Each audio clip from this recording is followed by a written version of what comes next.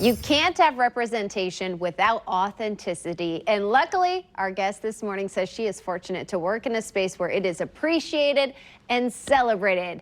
Melesa Johnson is here, the Deputy Chief of Staff for Kansas City Mayor Quinton Lucas's office. Thanks so much for talking with us this morning, Melesa. Thank you so much for having me. It's truly a pleasure. So tell us about the City of Kansas City's Community Safety Partnership. What is this all about? It's a very exciting program that was created under the help and tutelage of our Department of Justice in conjunction with the Public Safety Partnership Program, which essentially had different law enforcement agencies in Kansas City to help us develop a strategic plan to really eradicate violent crime.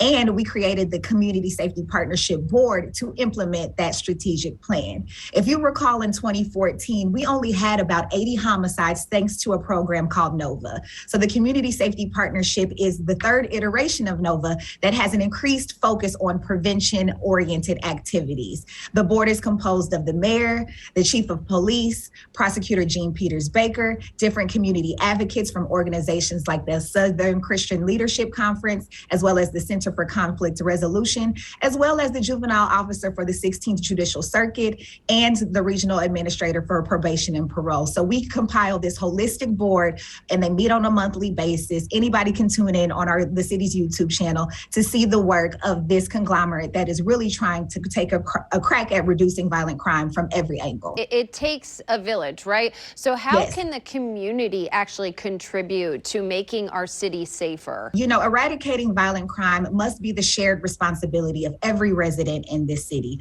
not just the burden of the urban core. It affects the city's ability to attract business, it affects our school systems, and it truly is a public health crisis. And what role should the community play when it comes to selecting the next chief of police? This is always a hot button issue.